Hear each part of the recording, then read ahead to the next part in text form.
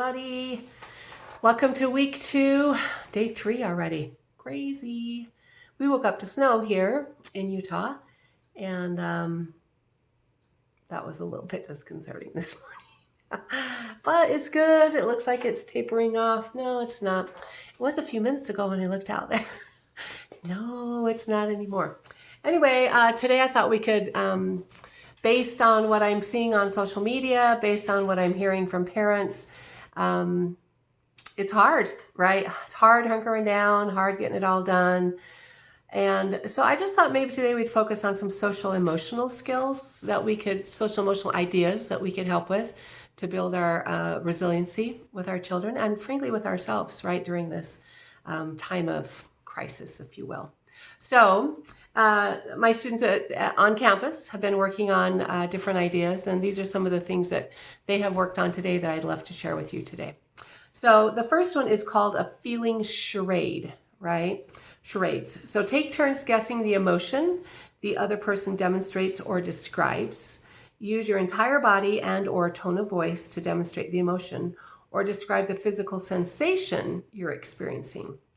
That helps with that, the feeling recognition piece that sometimes the littles are not yet, they haven't gotten to that point yet, right? It's not completely online for them yet.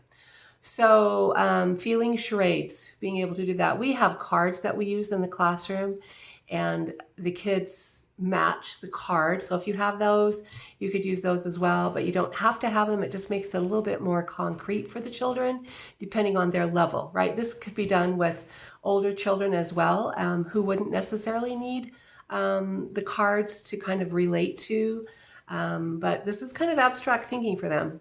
Anything that we talk about feelings, anything when we talk about feelings is pretty abstract. So the more we can do it to make it concrete for them, and that's why I love this piece that Brooke has created to describe the physical sensations, right? When I'm embarrassed, what is my body feeling, right?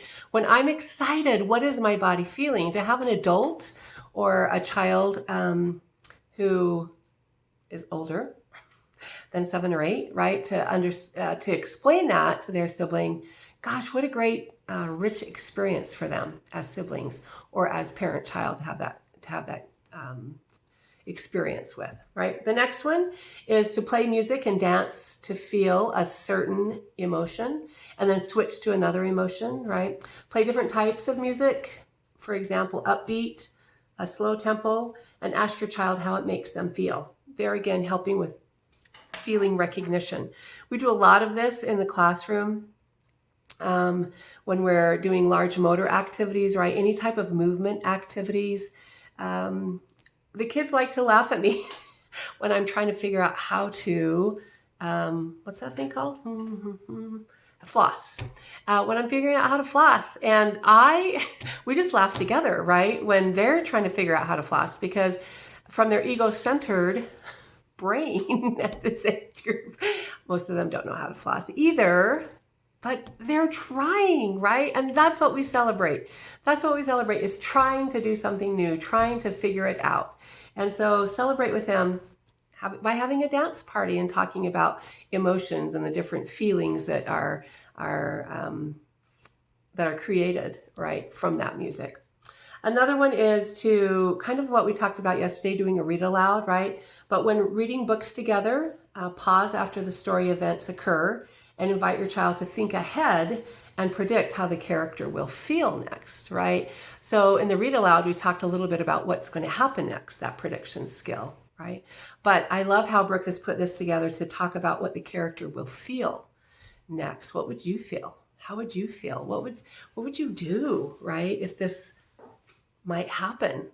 And it helps them to learn to predict feelings, right? And the littles are not very good at this. There again, it's abstract for them. So having somebody with them to model, to talk them through this is such a great experience for them right now.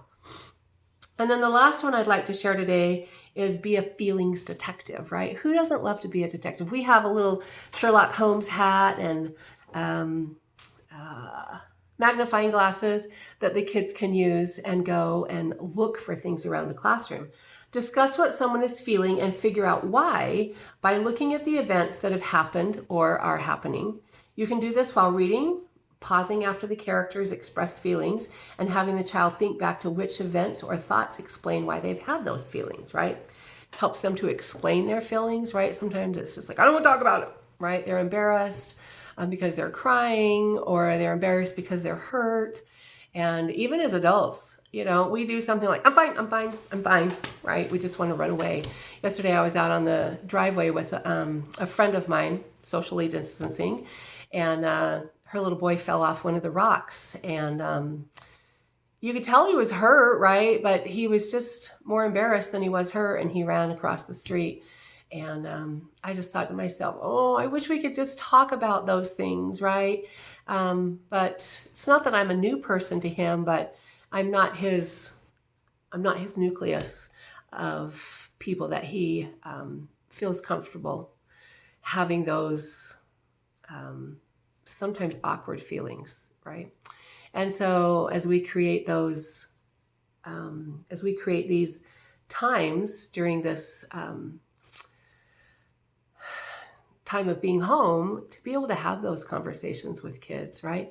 And this book, Brooke talks about, you know, a book, but frankly, I think we can do it as far as just in life, right? When things happen. When kids are frustrated or disappointed or angry at school, that's one of the things we talk about, right? As we work through conflict resolution. And the teachers have conflict resolution, little chart on their clipboard that they can help the kids work through. Maybe that's what we'll do tomorrow, is I'll talk about conflict resolution tomorrow, because I can imagine that we're having some of that happening in our homes right now. So yes, that's the idea for tomorrow. So today, social emotion ideas of how to talk about feelings, how to explain feelings, some ideas that you can use with that. So here's the feelings today. Feelings, nothing more. Anyway, I will leave now before I sing the whole song. And we'll look forward to seeing you tomorrow. Go everybody. Just keep parenting.